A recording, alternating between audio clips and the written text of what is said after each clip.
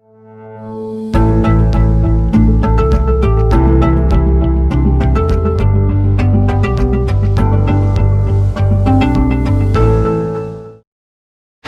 Students, मैं सुशील मिश्रा और आज आपके सामने जैसे कि मैंने कल कहा था, मैंने 11th क्लास का वीडियो या 11th क्लास के न्यू सिलेबस के बारे में बताया था। अब आज के वीडियो में बताने वाला हूँ 12th क्लास का न्यू सिलेबस। अब मैं फिर से वही बात दोहराना चाहूँगा जो मैंने बताई थी अपने पिछले वीडियो में कि कोविड-19 पैंडेमिक के कारण यानी जो कोरोना महामारी है, इस कारण हमारे यूपी बोर्ड ने सिलेबस में कटौती की है, जिसमें 30% सिलेबस जो है वो बोर्ड ने कट किया है। और इस 30% सिलेबस कट करने में बहुत से बच्चों में कंफ्यूजन है कि मैं कौन सा सिलेबस या 12th क्लास के लिए या मैं बोर्ड की तैयारी के लिए कौन से चैप्टर्स को पढ़ूं, कौन से चैप्टर्स को ना पढ़ूं। और एक दिक्कत एक प्रॉब्लम ये है कि ज्यादातर बच्चों के पास अभी जो बुक्स अवेलेबल है वो ज्यादातर पुराने पैटर्न की हैं, पुराने पब्लिकेशंस की हैं, बिकॉज अभी पिछले साल तक जो हमारा सिलेबस चलता रहा वो पूरा सिलेबस था, लेकिन अब जो है उस सिलेबस में कोरोना के कारण जो 30% की कटौती की गई है, तो उसमें ये कंफ्यूजन दूर करने के लिए कि बच्चों के बीच में ये कंफ्यूजन ना हो कि मैं कौन सा चैप्टर पढ़ूं, कौन सा चैप्टर ना पढ़ूं, कितना पढ़ूं और कितना ना पढ़ूं, इसको दूर करने के लिए, क्योंकि इसमें से बहुत से ऐसे बच्चे होंगे जो आगे चल के नीट्स की तैयारी कर रहे होंगे, नीट या कोई अदर मेडिकल एग्जामिनेशन की तैयारी कर रहे होंगे, तो उनके लिए ये बात जानना बहुत जरूरी है कि हमारे सिलेबस में क्या क्या चीजें नहीं हैं। हम बोर्ड की तैयारी कर रहे हैं तो हमें ये भी मालूम होना चाहिए कि बोर्ड में क्या है, किस पोर्शन से क्वेश्चन आएगा, कौन से चैप्टर पढ़ें और कौन से चैप्टर ना पढ़ें। तो आइए हम पहले सिलेबस के बारे में जानते हैं। तो जैसे कि आपको मालूम है कि यूपी बोर्ड में जो सिलेबस है या एनसीईआरटी की बुक में जो सिलेबस है वो 12th क्लास के सिलेबस को 5 यूनिट्स में डिवाइड किया गया है। अब ये यूनिट्स कौन-कौन सी हैं? तो ये 5 यूनिट हमारी कौन सी हैं? पहली यूनिट है हमारी रिप्रोडक्शन। क्या है हमारी? रिप्रोडक्शन। दूसरी यूनिट जो है हमारी वो है जेनेटिक्स एंड एवोल्यूशन हमारी है। तीसरी यूनिट जो है हमारी वो है biology and human welfare. Fourth unit जो है हमारी वो बायोटेक्नोलॉजी एंड इट्स एप्लीकेशन है। और लास्ट यूनिट जो है हमारी इकोलॉजी एंड एनवायरनमेंट। अब ये हमें मालूम है कि हमारे सिलेबस में 5 यूनिट्स हैं। अब अभी तक आपके पास जो बुकें होंगी या जो सिलेबस है आपके पास, उसके अकॉर्डिंग आपको फर्स्ट यूनिट जो रिप्रोडक्शन है, इस रिप्रोडक्शन यूनिट्स में आपको 4 चैप्टर्स पढ़ने हैं, जिसमें पहला चैप्टर जो है वो रिप्रोडक्शन इन ऑर्गेनिज्म। लेकिन जो न्यू सिलेबस है, न्यू सिलेबस यानी 30% की कटौती के बाद का बचा हुआ जो सिलेबस है उसमें रिप्रोडक्शन इन ऑर्गेनिज्म चैप्टर को हटा दिया गया है।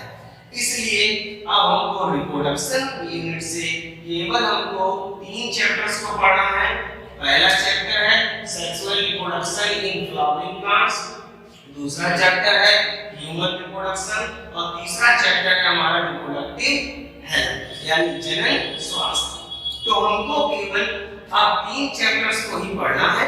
हमको पहला चैप्टर जो था हमारा सेक्सुअल रिप्रोडक्शन इन ऑर्गेनिज्म वो चैप्टर हमको नहीं पढ़ना। ठीक।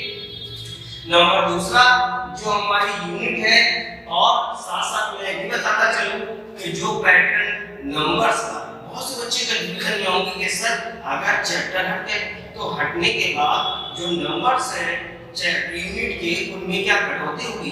तो नंबर्स में कोई कटौती नहीं की गई है। जिस प्रकार पहले जो पहली यूनिट थी वो 14 मार्क्स की थी, तो वो यूनिट हमारी 14 मार्क्स की रखी गई है। केवल इसमें चैप्टर हटा है। इस चैप्टर हटने से हमें ये है कि हमें सिलेबस कम पढ़ना पड़ेगा।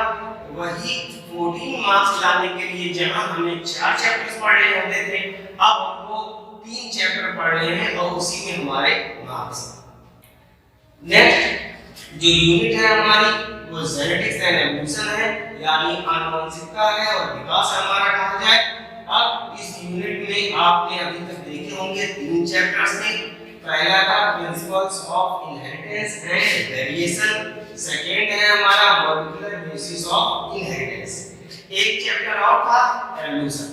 लेकिन अब न्यू सिलेबस में उस उद्विकास चैप्टर को या एवोल्यूशन चैप्टर को अब हटा दिया गया है, यानी अब मैं नेक्स्ट सिलेबस में एवोल्यूशन को नहीं पढ़ना है। ये यूनिट पहले भी 18 मार्क्स की थी, अब भी 18 मार्क्स की है। अब जो हमारे 18 मार्क्स हैं उसके लिए हमें केवल इन दो चैप्टर्स को ही तैयार करना होगा। नेक्स्ट हम अपनी थर्ड यूनिट की ओर बढ़ते हैं, जिसका नाम है बायोलॉजी एंड ह्यूमन वेलफेयर। तो बायोलॉजी एंड ह्यूमन वेलफेयर में अभी तक हम 3 चैप्टर्स को पढ़ते रहे हैं, लेकिन अब इसमें भी हमें केवल 2 चैप्टर पढ़ने हैं। एक chapter human health and disease का है हमारा, जिसमें ह्यूमन हेल्थ और डिजीज है, और दूसरा जो चैप्टर है हमारा वो माइक्रोब्स इन ह्यूमन वेलफेयर, यानी ह्यूमन वेलफेयर में जो माइक्रोब्स हैं। ये यूनिट भी हमारी 14 मार्क्स की है और इसमें भी कोई एडिशनल नहीं रखे गए हैं, जो चैप्टर है वो हटाया गया। नेक्स्ट हमारी जो यूनिट है हमारी ये 10 मार्क्स की है, ये है बायोटेक्नोलॉजी एंड इट्स एप्लीकेशन। तो ये यूनिट जो है इसमें कोई परिवर्तन नहीं किया गया है। इस यूनिट में वही रखे गए हैं दोनों चैप्टर्स जो पिछली यूनिट्स में या पिछली किताबों में भी हमारे प्रेजेंट है। लास्ट यूनिट जो है हमारी वो है हमारी कौन सी, इकोलॉजी एंड एनवायरनमेंट। तो जो इकोलॉजी और एनवायरनमेंट है अभी तक ये हमारा सबसे थ्योरिटिकल पोर्शन था और इसमें सबसे ज्यादा चैप्टर्स यानी 4 चैप्टर्स थे हमारे, लेकिन अब इसमें कट करके केवल और केवल 2 चैप्टर्स रखे गए हैं। एक है हमारा ऑर्गेनिज्म एंड पॉपुलेशन और दूसरा जो चैप्टर है हमारा वो बायोडायवर्सिटी एंड इट्स कंजर्वेशन, यानी केवल इसमें 2 चैप्टर्स को रखा गया है। ये भी यूनिट हमारी 14 मार्क्स की आएगी।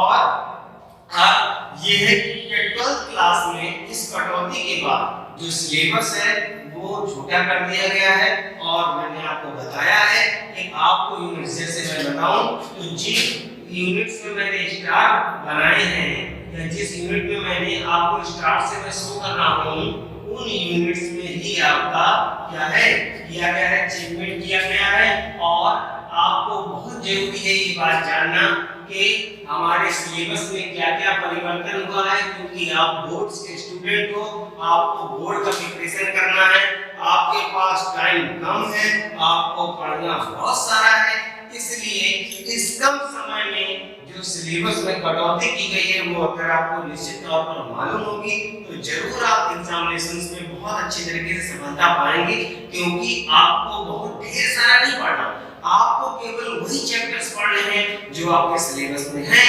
बोर्ड जो पेपर बनाएगा वो इन्हीं चैप्टर्स के अकॉर्डिंग से बनाएगा।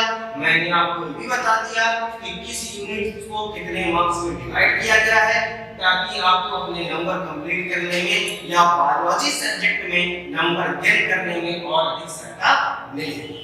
मैं आशा करता हूँ कि आपको ये जो न्यू सिलेबस है ये कंप्लीटली समझ में आ गया होगा।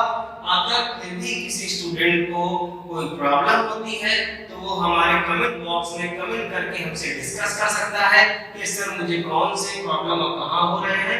और आने वाले समय में जो हमारी वीडियोस आएंगी उसमें हम हर यूनिट के हर चैप्टर को आपको पढ़ाएंगे और उसमें से जो आपको डाउट्स हो आप हमसे क्लियर कर सकते हैं।